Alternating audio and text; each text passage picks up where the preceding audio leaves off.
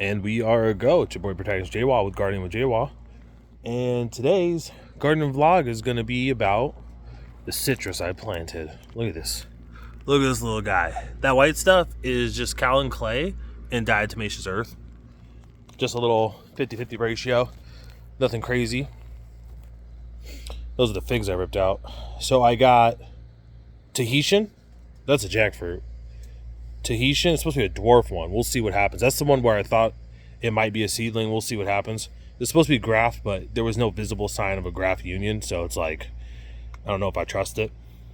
And then this right here is my Fukumoto. So, Tahitian, Fukumoto. I had the smaller ones on this side, and then obviously the bigger ones on this side. And the thought process is effectively, I'll get here so I can get a big image. The thought process effectively, so this is the Valentine, and then that's the Hamlin. So these two guys are early and they're in a good spot. I'm gonna get these guys and this guy to kind of grow out more in this direction, and then have these guys kind of bush out more here. And then over here I ended up having extra paint, so I just painted that guy again because on both sides, because I ended up removing a lot of the stuff, so I wanted to make sure he doesn't burn on his trunk. And then right here is it's a star ruby, but effectively it's a ruby red grapefruit. I guess there's like, the way Reed from RSI Growers explained it to me, there's like a lot of different like names, but they're all essentially ruby grapefruit. So Rio is one of them, obviously, which I already have planted over that way. Now that's the Calamondin or the Calamansi, but it's over there doing really beautiful. But yeah, this is my ruby. So I planted these guys, gave them a hit, so now they'll finally get some new. They were kind of getting abused a little bit, in those little pots. Now this is my Mexican elderberry. I'm gonna trim up this guy to kind of have a cut so I can get, this guy has better visibility, so I am gonna like shear that part off to make sure this guy has enough sun. Now the thought process I kind of have is technically this spot's going to be a little bit more shadier. I'm going to cut this tree enough to give this more visibility, but that spot is going to technically be shadier because here's what happens. This guy will produce shade for the plants in there between the two mulberries, and then obviously will provide afternoon protection for some of these guys, which works out really well because the afternoon sun's like really hot. Look at all this beautiful growth. So the thought process is typically you want your citrus in full sun. They do better. But the reason I put the ruby red grapefruit there is I'm going to have this grapefruit and the Rio, those are going to be in the golden nugget. Those are going to be my like long-term holds, meaning I'm harvesting those May, June, July. So the longer a citrus holds on, like the longer and the later in the season I do it, the sweeter it'll naturally be. So even if it's growing in somewhat of a shadier spot, it'll still be able to produce really well because of that long hang time. Good quality fruit, so to speak. All right. So, and then I have this guy right here, this guy right here, and then that guy right there. Let me see if I can get over there. Dude, I was out here. Look at that beautiful little stick, and that was a spicy nectar plum I took out. I tell you what, man, I was out here. I had to put on my full freaking yard guy outfit where you have the hat, the long sleeves and stuff, so you can't even tell I was outside a lot because I had to protect myself because I was doing it for so long. But I was out here for about 4 to 5 hours, from pretty much like 9 something to 2 something essentially. But yeah, I painted that guy too. That's beautiful. So both of these are I'm just gonna call them Sumo, also known as Daikopon or Shiranui. I believe Daikopon's a Japanese name, Shiranui is a Chinese name. Oh, then that right there, I put a little right here just to seal the wound. I just put a splash there. Which I should be doing on more often, to be honest. So like, I got all the debris now I'm stepping on. These flip-flops got ruined. Let me know if you can see. No. Hold on, let me see. Look at that. Ruined. Ruined. So like right here, when it's all wet still, I should put like a nice cap so nothing gets in there and mucks around. of like the diatomaceous earth and the kaolin clay. It is, you make a big cut, just slap some dry on there and rub it in. And then if you're painting, just do a nice mix. I have the little thing, paintbrush, and just paint up. And it does really well. I like to have it be really thick, which is really nice. There's just a little fly on that trunk right there. Look at the little fly. But yeah, so I got these guys going really good. Now, you'll notice there's a stump here, and there's a stump there. So check this out. Once you get down to a certain part, because these trees were so massive, like massive. Once you get down to a certain thickness, like look at that, it's freaking huge. Once you get down to a certain thickness, like I couldn't cut in there. You'll see that I was trying to cut from different places and it was like not working. And I was cutting and the actual fibers in there were starting to like turn red from the heat, from the friction. So this stump right here and that stump right there, I can't get out. Like, holy cow, I can't get them out. So it just is what it is. Ugh, dog pooped.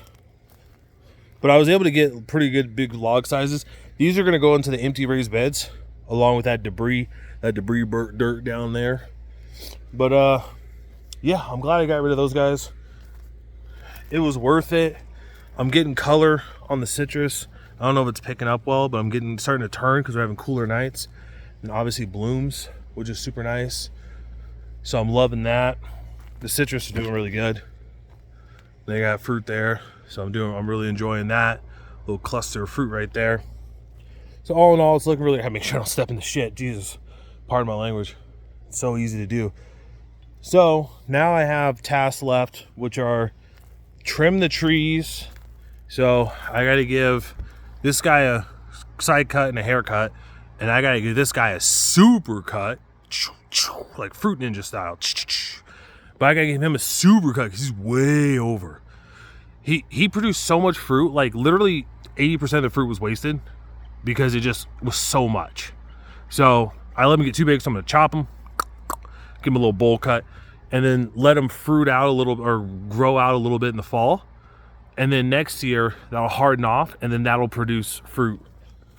If I wait too long, though, the tree, or if I wait too long, and because I'm doing such a harsh cut, because what's supposed to happen is, it fruits, you cut it back, you paint it, and then it produces out again, and we might get another secondary harvest. It's not guaranteed, depending on how the heat is. But then you'll do in the wintertime a light topping, and just for control, and then in the spring it comes out with a bunch of fruit. Unfortunately, because I lost track of all the grass and all the other stuff, this guy grew out of control. So I messed up on this guy. So he's gonna take a big beating. But the Shangri-La, this guy, I gotta get back in there and deal with those raised beds. But Shangri-La, that guy, the apple, gotta harvest all that. That's it's moringa. That's the sun. That's why I'm out here. The sun's like pretty much down. But yeah, so a lot of work to do, but it's gonna rain potentially later. Today's Sunday, so potentially later, probably like Thursday or Friday, I think it was saying. So my primary focus is going to be on weeding the rest of these raised beds. As you can see with the grass in there, it's just going through weeding the rest of the raised beds after the winter. And then after it rains, I'm going to go in the front yard, weed the front yard, chop up the Palo Verde, and process that. I also have the big old jujube pile and the other pile I got to process from all these chop and drops I've been doing. So I got a lot of stuff I got to process over the next few days. So I think, actually, you know what? Now that I say that, let me rephrase that. I'm going pre-rain. I'm going to process all the wood into mulch, use it to top off my raised beds. It won't be enough, but it'll do something, right? And then it'll rain, and then that'll make it easier to pull the grass from the raised beds. And then I also got to weed the front. So yeah, that's the plan. But yeah, a lot of work. Oh gosh, man, it was tough. It was crazy, but I did it. I'm really happy I did it, and I'm really proud with how it turns out. I love it when it looks like super white. It's crazy because it just stands out so contrast. Previously, I was using like the other stuff that had like brown in it, so you couldn't see it. But honestly, I like to paint it with trunk white because it's just so vibrant. Pops, because those ones are painted more brown, so you can't see it. That's paint on it too, but it's brown, so you can't see it either. So yeah, I think that's really it. All to talk about. Only other thing I guess I could bring up, because I gotta make it quick. Kim's making dinner. Nothing's going right here. Just a nice empty spot.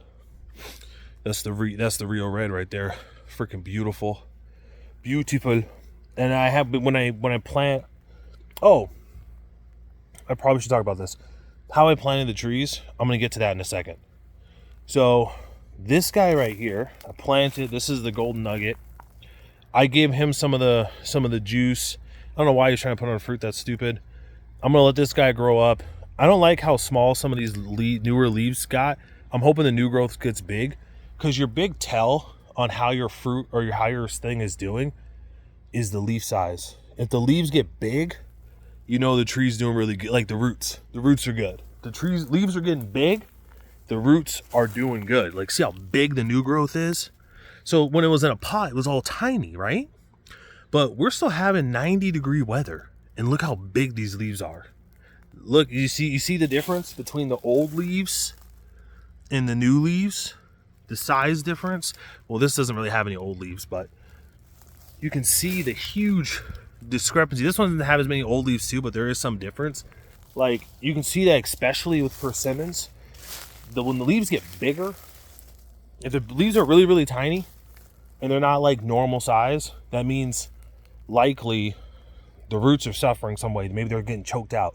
Citrus have the ability to kind of outgrow it a little bit, but a lot of other trees, they suffer, especially like persimmons. So if you get a persimmon and the leaves are really tiny, that's kind of a problem. But if you get a persimmon and the leaves are getting big, then you're kind of like, oh, okay, this persimmon has a pretty good root system. I would say our persimmon right now is kind of 50-50. I'd say it's pretty 50-50. Crunching on it. Look at how big the leaves are. The jujube. I mean, not the jujube, sorry. The dwarf guy is doing real good, clearly. But if you look here, I got some pretty good leaf size on these guys. So some pretty nice, like some of the older leaves. There's still some smaller leaves, but I do got bigger leaves. So I would say the persimmon's kind of that 50-50 point. Some of the newer growths looking really nice. Oh, I don't know if you can hear that crunching. See that? I don't know if you can hear that. All right. But I gotta keep this quick. So here's what I did with the citrus. Planted them all up, obviously, because they'll settle. I planted that guy up, and people thought probably, hey, you planted that really high, but look, it settled down. So it will settle. It will collapse under its own weight a little bit, kind of reconfigure around. So I like to have it at grade or above grade, and usually above on the mulch file, and it'll sink in. And people say, well, what about this huge difference here? Well, it'll drain away water. And also, when I get the patio, I'm going to then go through, I'm going to redo the water system, but I'm going to then go through and put a thick layer of mulch. So planting it high, all my nutrients I plant high, because I know I can put more mulch next to it, which will conserve water, which will make it, obviously easier. But effectively, here's what I did. I had two types of trees. I had some from Reed, who we had them in the little shooters that I showed you, those little shooters. So what I did for those guys is I just dug out a hole, plopped it in, and I backfilled with lava sand, like fine lava sand. And then I just put the soil that was there on top, and then I just put a little mulch around, so some like grass or whatever, right? The thought process is maximum air and maximum water flow, because there's like emitters here, so the water is naturally going to kind of like pass through the lava really easily, the lava sand. And what I like about lava sand versus regular sand is that it's porous on top of the minerals, but it's porous, so it holds water too. So it's just better in my opinion, right? I've had great success doing it. Then you have trees like this guy, who you got from your standard nursery, right? Now, actually, to this credit, this one wasn't planted too deep in the pot, but typically they are, because you want that root flare exposed. You can't see it because of all the white stuff right there, but this dude's roots flare is exposed.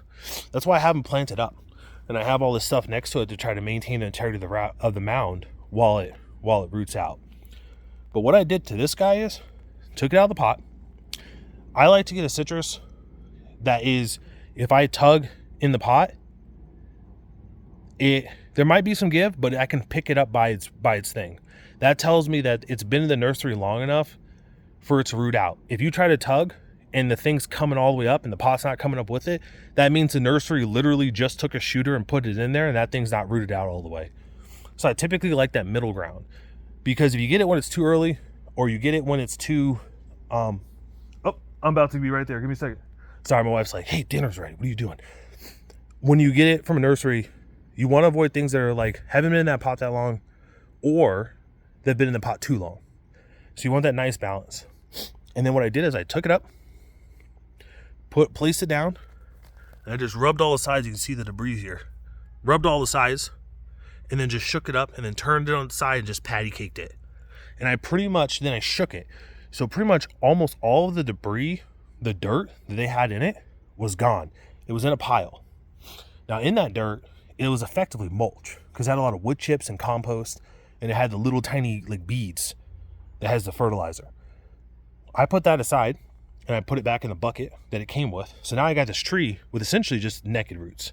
So what I do is I get peat moss and lava sand, and I grind up the peat moss because it's not wet, it's dry. The lava sand was wet, was moist, so it actually kind of worked out, but the peat moss was dry. So I'd say it was pretty much about 60-40, 60% to 70% lava sand and 30 to 40% peat moss.